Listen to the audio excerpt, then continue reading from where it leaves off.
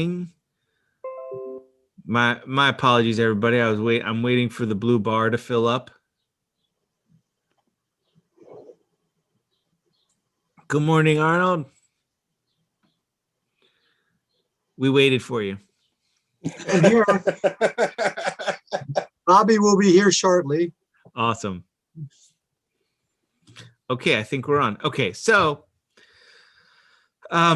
and I think if we go far enough into this apocalyptic Isaiah, I believe we will hit the haftarah for Shemot. So the haftarah that matches Exodus, the first parsha of Exodus, and then we won't hit another. Then we won't hit another Isaiah haftarah until the mid to late 40s.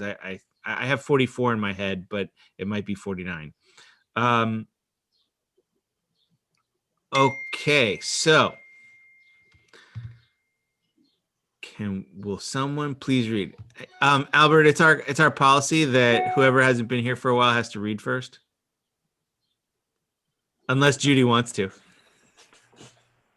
I can totally read first. Am I starting at Behold the Lord? Yeah, I'm giving Judy a little break because last week she got tired.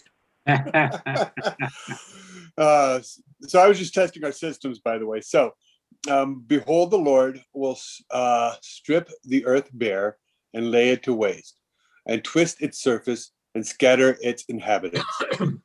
Layman and priest shall fare alike, slave and master, handmaid and mistress, buyer and seller, lender and borrower, creditor and debtor. The earth shall be bare, bare it shall be plundered, plundered, for it's the Lord who spoke this word.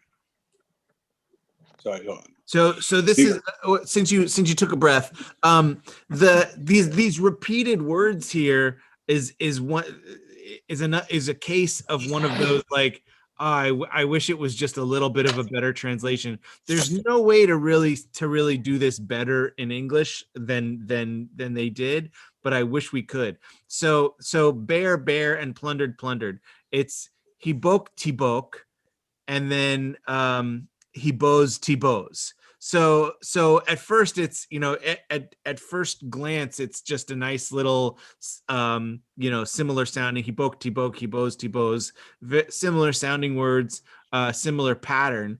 But what it also is, this pattern when you see a verb that's in the I guess it's called hif'il, when it's where the pattern is a hey with the e vowel under it, he, and then the o vowel in the middle, and then whatever the root is, followed by the same pattern but with a tav, hebos, tibos. And then it can also it can happen in other patterns, but when you see the verbs conjugated in different ways, it's an emphasis. It's not just a repetition. It's like saying it will be completely laid bare. It shall be utterly plundered. So it's more than just a repetition. It's an emphasis. It's a total annihilation of bareness and plundering. The phrase that Chaim Haimoff of blessed memory used to point out all the time was mot yumat, which is another. But because that verb is irregular, it ends up a little bit in a different pattern. But mot yumat means dead, but it is they will surely die. They will be utterly destroyed, or something to that effect. So the repetition in English, again, like we think of repetition in English as redundancies, and in Hebrew it's considered artistic. But even just repeating the word doesn't quite give you that of what it's trying to do.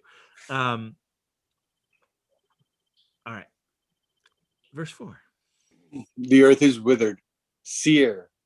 The world languishes. It is a seer. The most exalted people of the earth languish.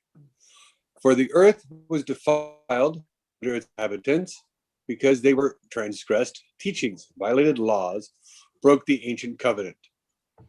That is why a curse consumes the earth, and its inhabitants pay the penalty. That is, the earth's dwellers have dwindled, and but a few men are left. The new wine fails, the vine languishes, and all the merry-hearted sigh. Stilted in the merriment of timbrels, ended the clamor of revelers, stilted the merriment of lyrics. They drink their wine without song. Liquor tastes bitter to the drinker. Towns are broken, empty. Every house is shut. None enters. Even over wine, a cry goes up in the streets. The sun has set on all joy. The gladness of the earth is banished. Desolation is left in the town, and the gate is battered to ruins.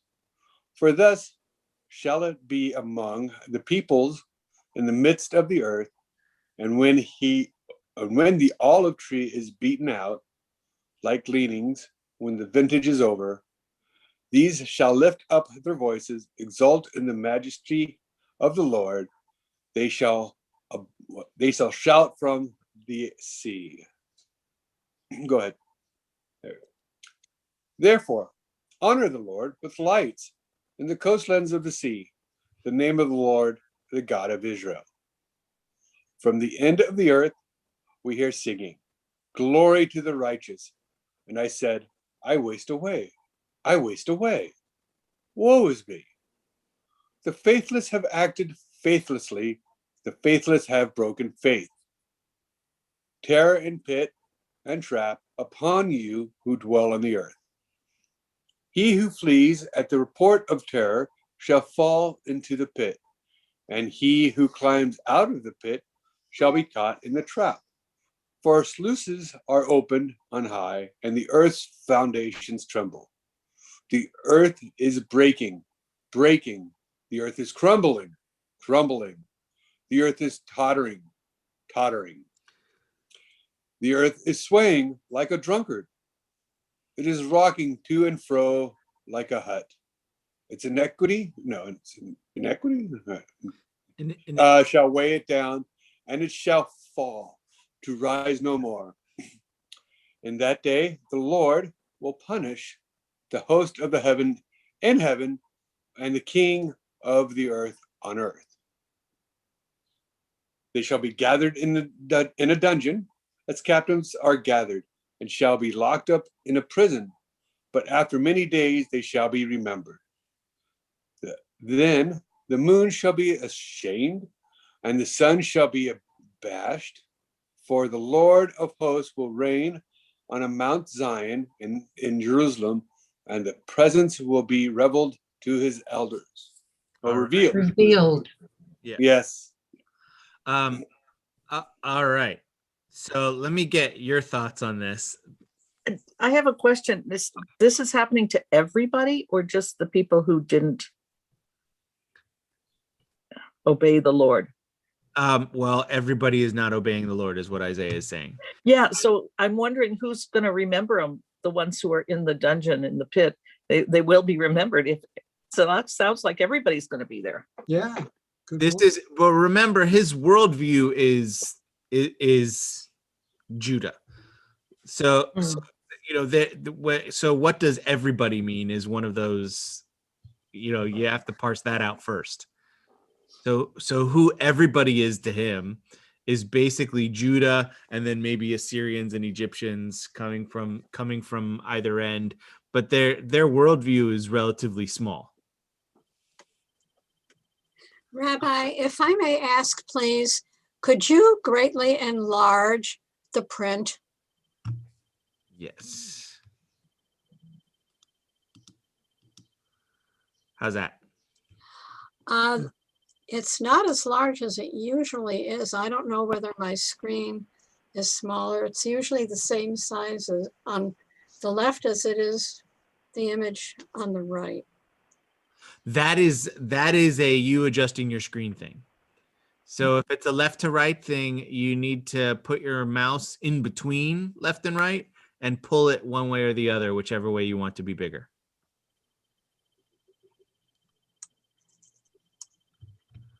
that's exactly what I did, and it didn't work.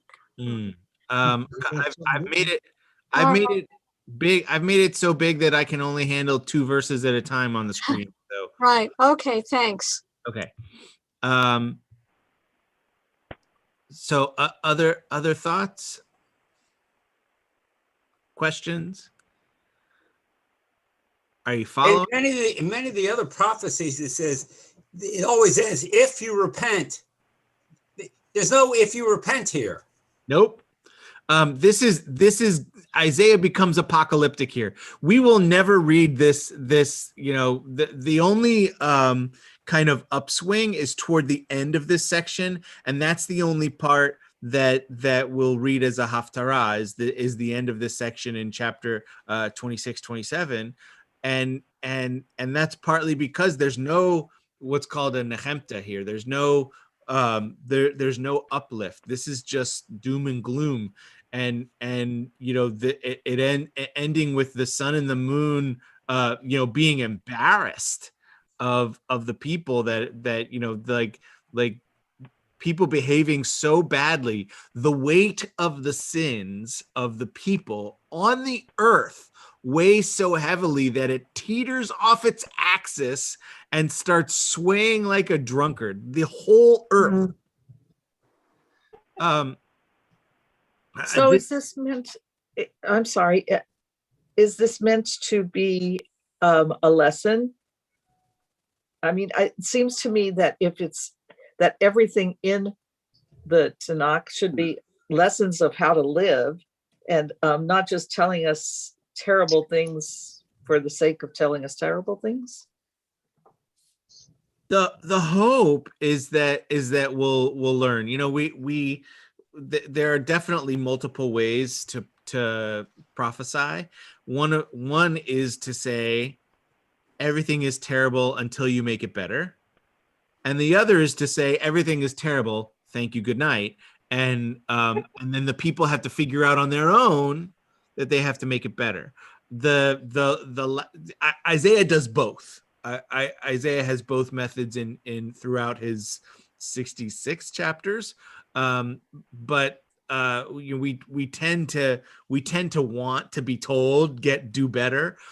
We don't always get that. Think of Jonah, who went to Nineveh, and when he finally actually did go to Nineveh, he said, "You're going to be destroyed in 3 days time." And then the king went, "Oh my God, we're going to be destroyed. Everyone fix yourself. Sackcloth, ashes, sit in mourning. Let's do this." And the king saved the town through the example of repentance. So Jonah never said, in fact, in Jonah's case, he was upset that they repented. He's like, "See, God, all of my words were useless because you're just going to change your mind anyway. Why'd you make me go on this trip?" Like my children. And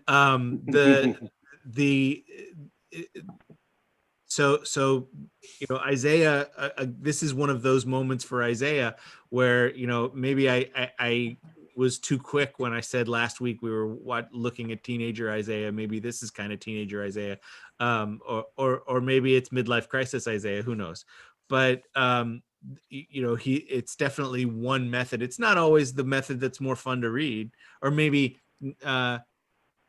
Yeah, because I do think this is fun to read because of its artistry, but maybe it's not always fun to hear as a recipient of the message that we suck, and we're so bad that we're going to be sent down into hell, falling into the pit of the earth. This part here, the earth breaking, crumbling, tottering. This is another example of that verb pairing that I mentioned, where one verb is more pure and the next is conjugated. But this is even stronger because the earth is breaking on itself. It's crumbling in on itself. It's stumbling over itself. Just on the weight of the of the sin of the people. This was the beginning of this section. This is a 3-word version of that, but they're not. This is not the same verb reconjugated. These are 3 verbs that sound alike but are not related. Terror, pit, and trap. Pacharu, facharu, fach. This is like, if you think of this pa, fa, fa, you could think of it in 2 ways. You could think of it as it's written, as if Isaiah is saying like he's got something bad in his mouth. Or you could think of it as 3 pays in a row.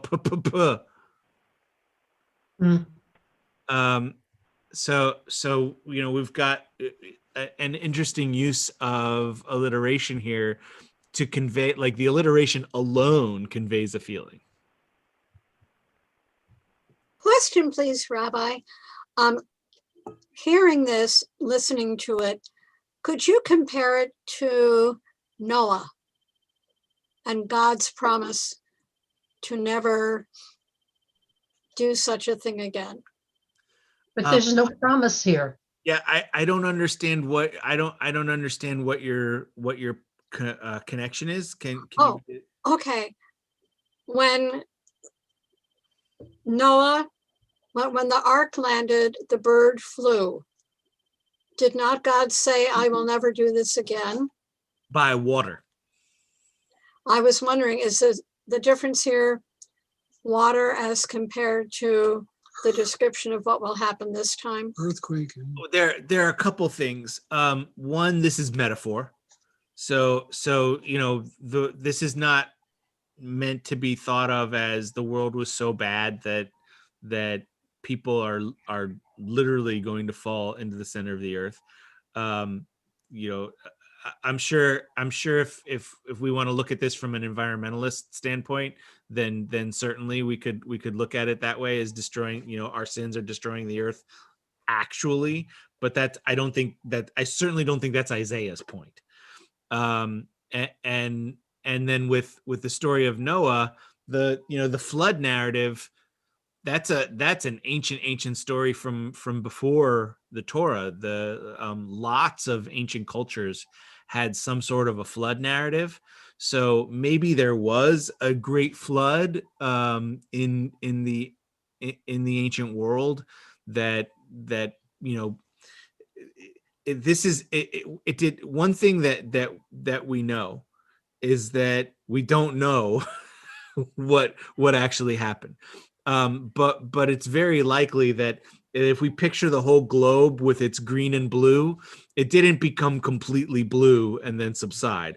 It was probably, just like I had said earlier about Isaiah, coincidentally, that their worldview was a very small geographic area. So when they say the whole world, think of, like, have you ever seen a video of like a 3-year-old saying, "Oh, my whole world is ruined," and you think it's so cute that someone so young would say, "Oh, my whole world," because their whole world is so small. Same thing with this ancient culture, that their whole world is so small that it's, not in the cute sense, but in the realization that our global worldview, like, we've seen pictures of the earth from space. We know that the world is smaller than we are. We know that it's a great big universe and we're all really puny, in the words of the Animaniacs. So that doesn't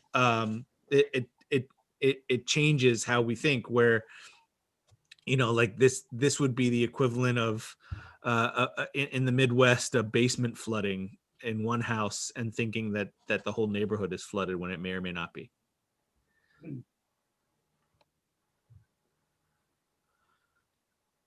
Other questions or comments on this? This prophecy sounds to me like a prediction of what ultimately will happen from our part in climate change. Yeah, and as I said earlier, I definitely don't think that's Isaiah's intent, but I absolutely see the parallels. I agree with you, that we we may or may not be s- so behaving so uh unfriendly to our planet that we're knocking it off its axis, but we are certainly being penny wise and pound foolish when it comes to how we're treating our resources. um Others. All right, let's move on to 25. I'm willing to pick it back up. All righty. Thank you. No, thank you for reading. Oh, Oh, Lord. Is that my phone? No. I don't know, wasn't mine. Okay. Oh, Lord, you are my God. I will extol you. I will praise your name. For you planned graciousness of old, counsels of steadfast faithfulness. For you have turned a city into a stone heap, a walled town into a ruin, the citadel of strangers into rubble, never to be rebuilt. Therefore, a fierce people must honor you, a city of cruel nations must fear you, for you have been a refuge for the poor man, a shelter for the needy man in his distress, shelter from rainstorm, shade from heat. When the fury of tyrants was like a winter rainstorm, the rage of strangers like heat in the desert, you subdued the heat with the shade of clouds. The singing of the tyrants was vanquished. The Lord of hosts will make on this mount for all the people a banquet of rich viands, a banquet of choice wines, of rich viands seasoned with marrow, of choice wines well refined.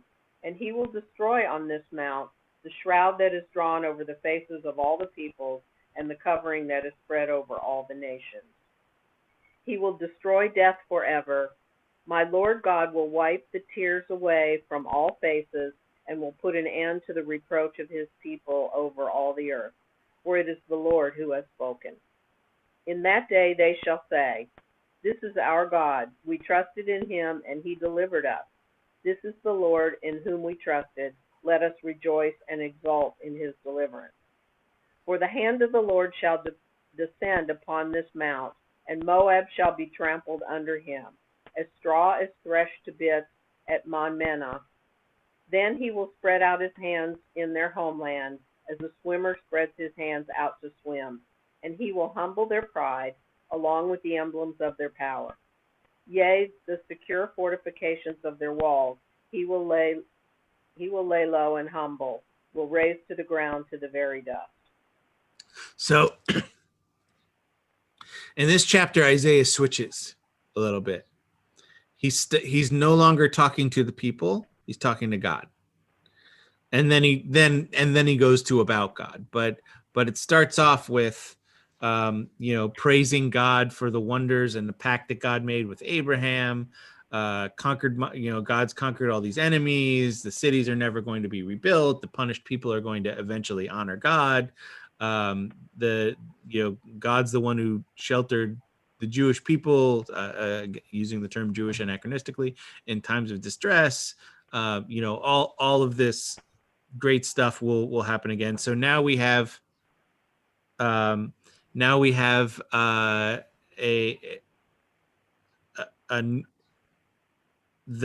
nechemta that we were so craving in that last chapter, the upswing, that and with eventually God's power being revealed on Zion, that Moab will be destroyed. God spreading out hands. I like the image of the swimmer. So when I was taught the breaststroke, when I was in like swim class, whatever, after you pull away, I was told that you're supposed to put your hands together and out like you're serving, and then twist them and come in. Now, I don't I it's been a long time since I've done any like competitive swimming or water sports, but that idea also just kind of, the idea of holding one's hands out in a gesture of either giving or taking, to me, I like that idea for God, like, going to Job, God gives and God takes away. So this kind of gesture could be either one, and depending on, and then whoosh, it brings that powerful stroke to show, God's power. So I like the imagery personally, as one who used to swim a lot. Other thoughts on this chapter?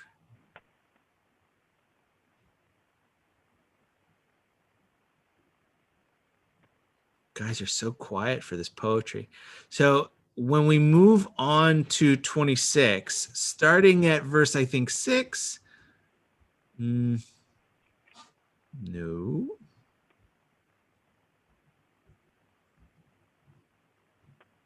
I'll look it up while we're reading. But I believe it might be 27 now that I'm looking at it.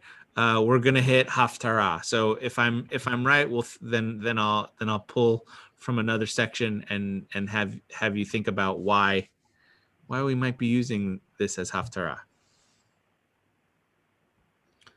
So Ready? chapter 26. In that day, this song shall be sung in the land of Judah. Ours is a mighty city. He makes victory our inner and outer walls. Open the gates and let a righteous nation enter, a nation that keeps faith. The confident mind you guard in safety because it trusts in you. Trust in the Lord forever and ever, for in Yah, the Lord, you have an everlasting rock. For he has brought low those who dwelt high up, has humbled the secure city, humbled it to the ground, leveled it with the dust, to be trampled underfoot, for the feet of the needy, by the soles of the poor. The path is level for the righteous man. O just one, you make smooth the course of the righteous. For your just ways, O Lord, we look to you. We long for the name by which you are called. At night I yearn for you with all my being.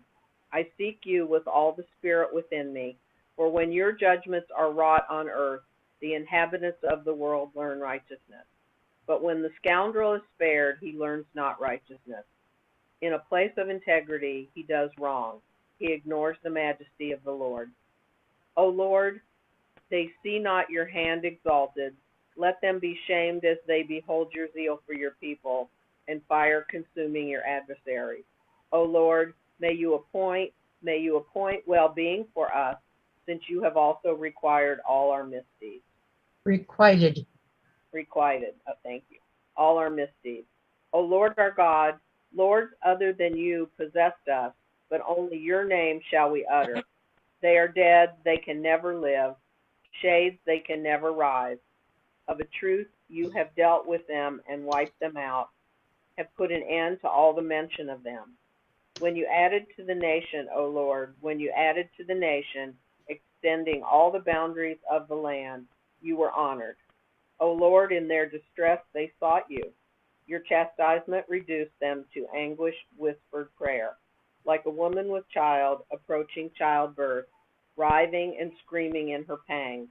So are we become because of you, O Lord. We were with child, we writhed.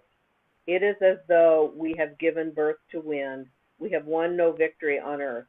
The inhabitants of the world have not come to life. Oh, let your dead revive. Let corpses arise. Awake and shout for joy, you who dwell in the dust. For your dew is like the dew on fresh ground. You make the land of the shades come to life.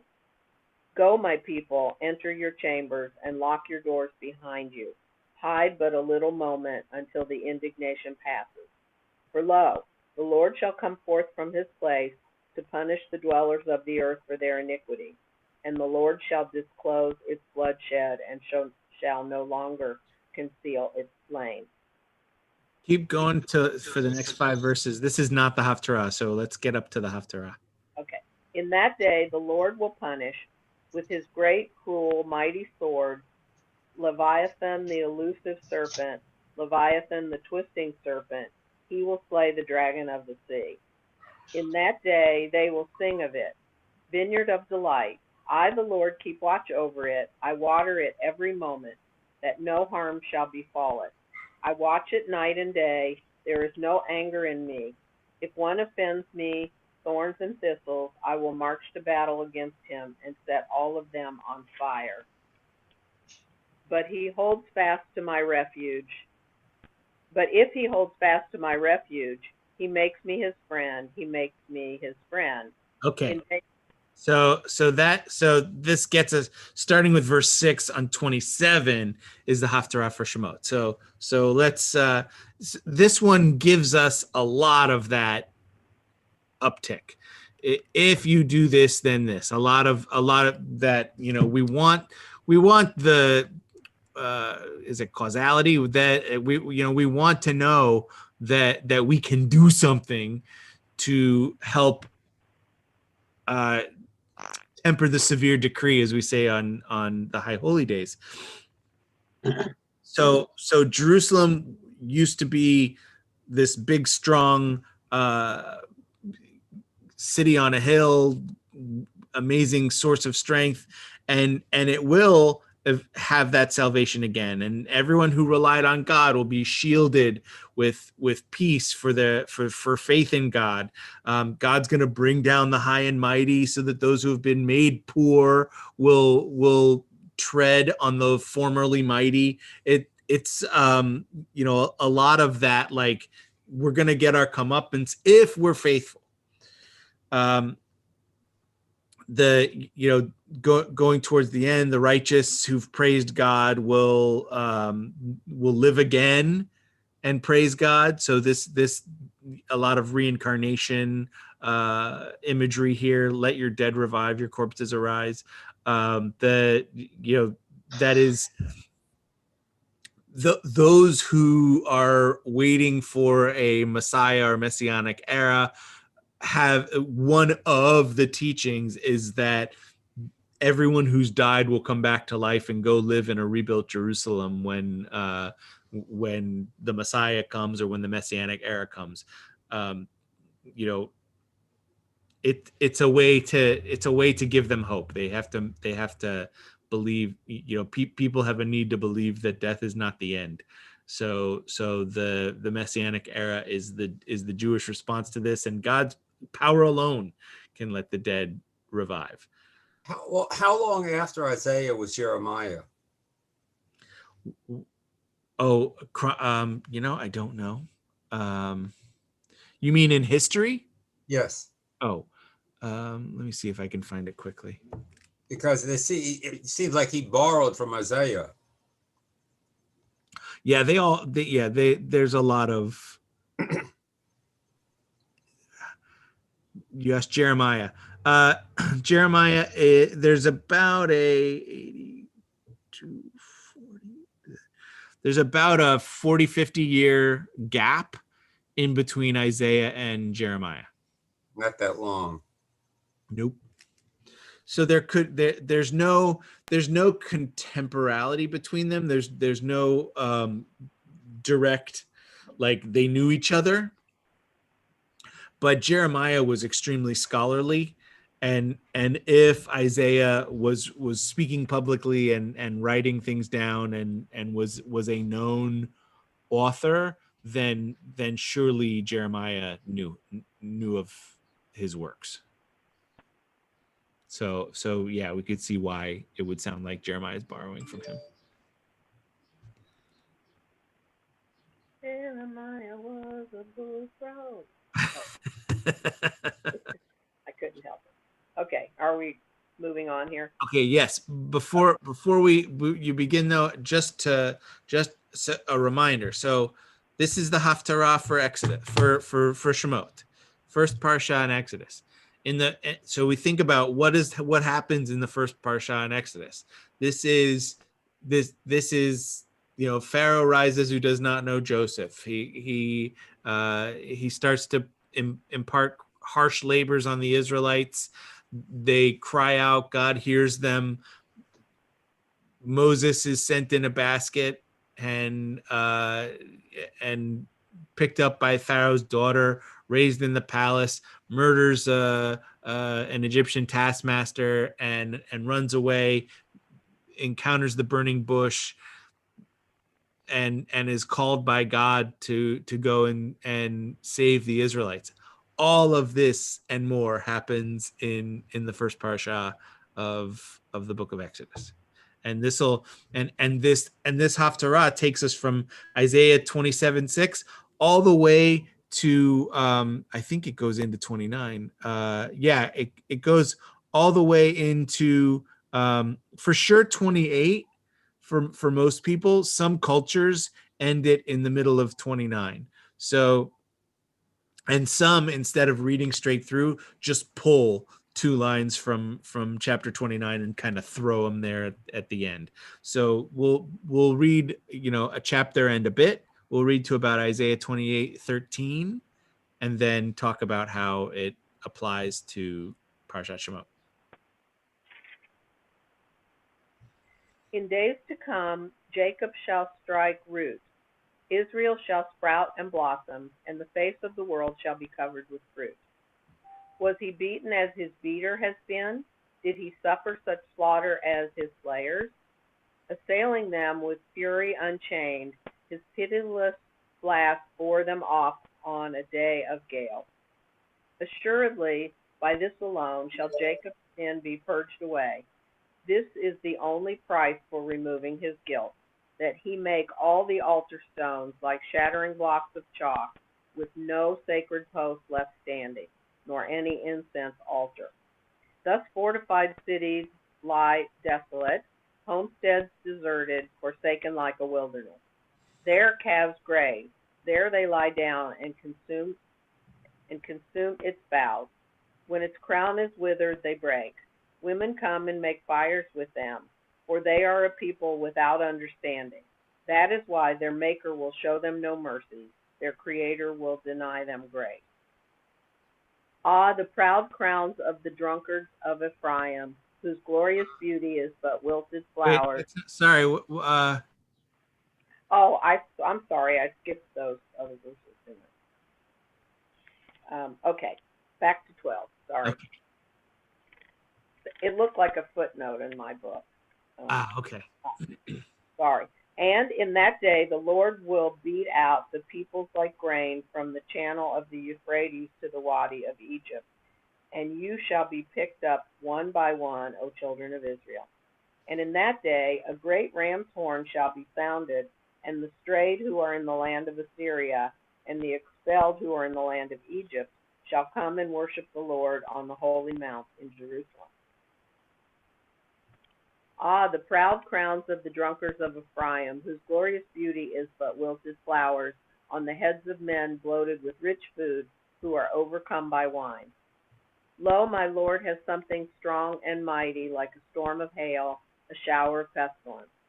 Something like a storm of massive torrential rain shall be hurled with force to the ground. Trampled underfoot shall be the proud crowns of the drunkards of Ephraim, the wilted flowers. On the heads of men bloated with rich food, that are his glorious beauty, they shall be like an early fig before the fruit harvest. Whoever sees it devours it while it is still in his hand. In that day the Lord of hosts shall become a crown of beauty and a diadem of glory for the remnant of his people, and a spirit of judgment for him who sits in judgment, and of valor for those who repel attacks at the gate. But these are also muddled by wine and dazed by liquor. Priest and prophet are muddled by liquor. They are confused by wine. They are dazed by liquor. They are muddled in their visions. They stumble in judgment. Yea, all tables are covered with vomit and filth, so that no space is left. To whom would he give instruction? To whom expound a message? To those newly weaned from milk, just taken away from the breast? That same mutter upon mutter, murmur upon murmur, now here, now there. Truly, as one who speaks to the people in a stammering jargon and an alien tongue, is he who declares to them, this is the resting place, let the weary rest. This is the place of repose. They refuse to listen. To them the word of the Lord is, mutter upon mutter, murmur upon murmur, now here, now there, and so they will march. But they shall fall backward and be injured and snared and captured. All right. So this whole thing is our Exodus, early Exodus Haftarah. What are your thoughts on the section alone and how it relates to Shemot?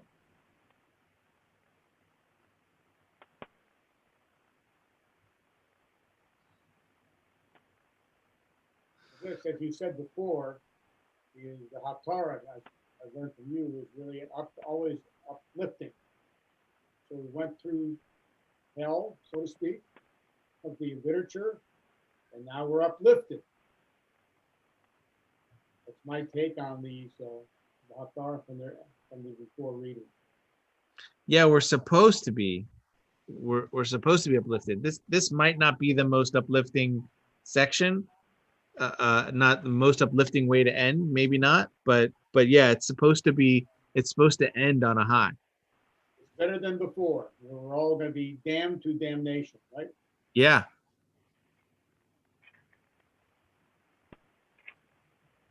I find this wording in 28, chapter 28:2 odd.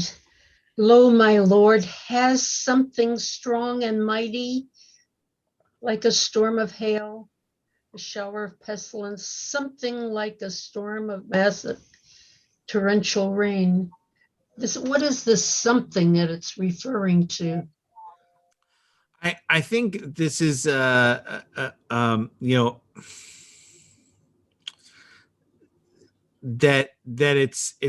it's going to be like a hurricane force weather that Isaiah is alluding to. Something like a storm of massive torrential rain shall be hurled with force to the ground. But is it actually a rainstorm, or is it the sins of the people? Like, are we going to just hurl down all their sins so that we're no longer holding the sins aloft? The footnote says haughtiness. Nice. And that's another common theme with Isaiah is that people are too proud, and that pride causes a lot of great problems. One of the image of the drunkenness, where was that? Yeah. Priest. They didn't mention beer. I disagree. There was so this word liquor in English, when we see that word liquor, that we think of vodka and rum and tequila and those kind of things. That didn't exist. The first liquor historically was rum, and it was accidentally discovered in the sugar trade when they would bring sugar across the ocean, and the barrels would get wet and ferment, and so they discovered rum on their ships, and they learned that the yeast would eat the sugar and create this liquor, and that was much later than Isaiah. So the word that gets translated liquor is shechar, and that's beer. But we don't like to say beer. I don't know why we don't like to say beer when we're translating the text. Possibly because beer is a lower class drink in terms of cultural viewpoints. So beer is for the lower class, the common people. Wine is for the upper class. And so that kind of thinking now at the time of that, what I just described, beer lower, wine upper, there were only two real styles of alcoholic beverage. It was ale based products and then grape juice based products. And so that division, the mentality of that division meant that later in translating from Hebrew to English, they didn't want to name it beer because it seemed a little too lower class. So a priest and a prophet wouldn't be drinking beer. Yes, they would, but they put them as drinking liquor. So sorry, going directly to the Hebrew text, I have to disagree. They are definitely mentioning beer. See, that's what happens when you get a 5-minute lesson when you just try to make one joke. So but the imagery of wine in particular that they're using here, I like that it's priests and prophets that are muddled by it, because this is, wine is a product that we use to show sanctity. We do kiddush over wine. We bless over wine. We do Havdalah. There's wine. There's even the idea of Birkat Hamazon. It should be done over a cup of wine, because when you're sanctifying, there should be wine. Especially, Passover. We're drinking 4 cups of wine on Passover because we're sanctifying the moment. And it's not it's a different kind of drinking than on Purim. That kind of drinking is for the sake of revelry, but on Passover it's for sanctity. And so here's this product that we use for sanctity that priests and prophets are misusing. They're using it not for sanctity, but they're getting instead confused and dazed by it, muddled. They're overdoing it to the point where their tables are covered with vomit and filth. Like they have absolutely no control over their bodily functions because they're so poisoned by the alcohol they're consuming. Whereas this product should be used in moderation and in sanctity and in celebration, by these very same people. It should be a moment of celebration, and it turns into a moment of destruction because they are misusing holiness. The word you use, shaker, it's close to the Yiddish word shikker. Yeah, shechar is where the Yiddish word comes from. And yeah, shechar and shikur is the Hebrew word for drunk. So it's the same. It's the same word. And so shechar, yain, beer, as far as we know, is about 10,000 years old, and wine is probably about 7,000 years old. So these are the first two alcohols, and liquor probably only like 1,000 years old. So a great book to read that I absolutely loved. That it's probably the only book on history that I liked, and it's called A History of the World in 6 Cups, and it talks about how beer, wine, tea, coffee, and Coca-Cola. So History of the World in 5 cups. Beer, wine, tea, coffee, and Coca-Cola, how they shaped history. And then there's an epilogue with water, with like bottled water. But fantastic book. I don't remember the author, but History of the World in 5 cups goes through, how what we drink shapes society. Highly recommend it. I think the proper title is The History of the World in 6 Glasses, not cups. Okay, then I'm gonna look it up again.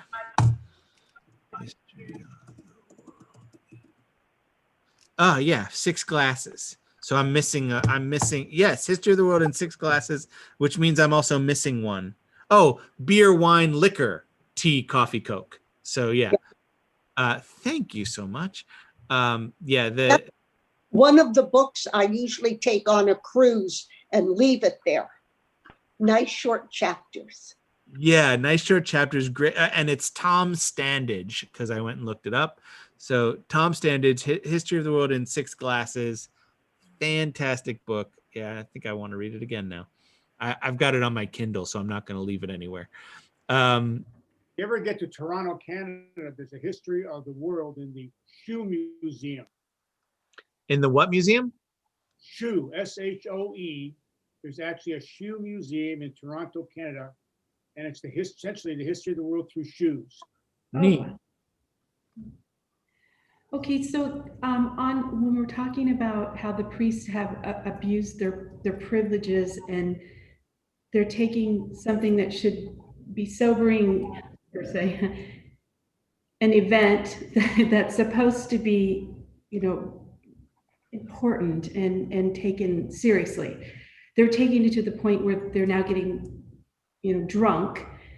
And then the people are looking at this. So therefore their example to the people, right, is now kind of a mockery of what God had said for us to be like, or what they're using or doing. I'm just asking. Exactly.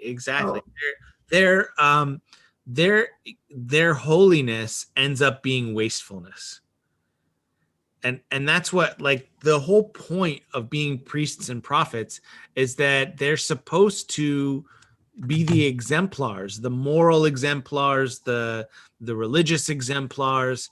They're supposed to be the ones who teach everyone else how to live and behave and how to worship, and they're being so, their exemplars are being so sinful, so such abusive of their power that they're poisoning the people. Another good book, the Blessing of a Skinned Knee, has a chapter on alcohol and how, we need to be careful of how we use alcohol in modern society, because it's supposed to be this symbol of sanctification and celebration, but we have to remember that it should also be a reminder of moderation. And that's the author of that. Again, I forget the name of the author, but in The Blessing of a Skinned Knee, this is written by a doctor who she uses that threefold phrase, celebration, sanctification, moderation, as a reminder of what alcohol should be to us as a people. Wendy something. Now I'm going to look.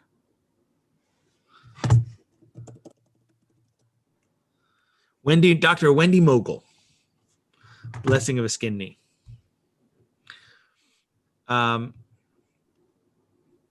So, connection to Shemot?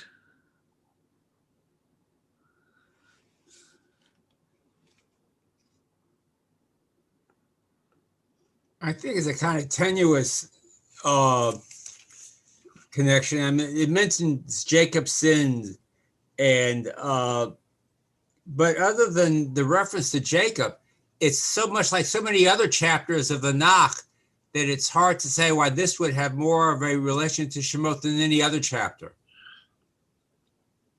Usually it is kind of a tenuous connection, and it's more of a, like, etymological link between some of the words of the Haftarah and some of the words of the Parsha. I think in this case there is a little bit more of a structural parallel.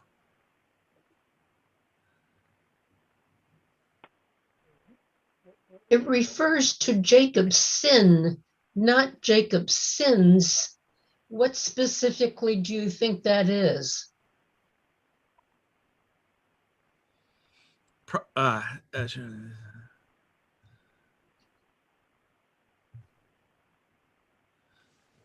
my go-to is always to think of it as idolatry. That this is probably a tirade against the Syrian Asherah, the goddess Asherah, that they may have been tempted to worship at this point. So I would say idolatry. It's like I used to joke at summer camp. I had a year where I had like 3 girls named Sarah and 3 girls named Rachel. So all in 2 cabins, and that I was a unit head for. And I used to say, like, if I had an issue with a girl, I'm just going to say Sarah, and chances are it's going to be her name. And if that's not right, then it'll be Rachel. So the same thing is kind of true here, where if you have a question about what is Isaiah mad about, it's probably idolatry. If you say idolatry, then 9 times out of 10 you're going to be right.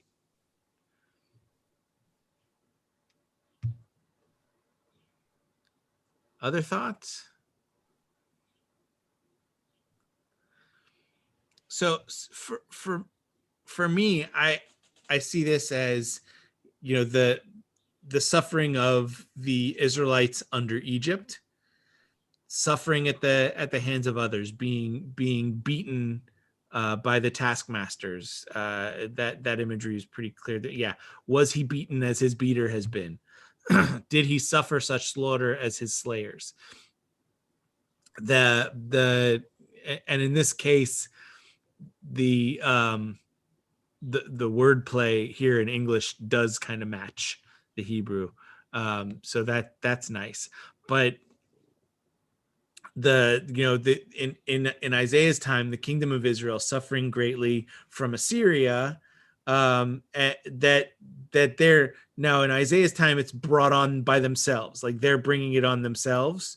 But this idea that they're severely oppressed and that they have their lack of faith in God, and that they can reach out to God the way the Israelites did under the Egyptians. The Israelites cried out, God heard them and sent Moses. They could also cry out if they only have faith in God again. They need to cry out, and then when that happens, that's when God could bring down the great miracles of the storms coming and the where did that go? The imagery of the storm that Wendy brought up earlier, that something is going to come down from the sky and bring God's wrath onto the people, reminds me of the 10 plagues that are coming in the following week's parashot. So I think that's where I think that's the parallel, that the people need to cry out, really reach out for God, and then salvation can come.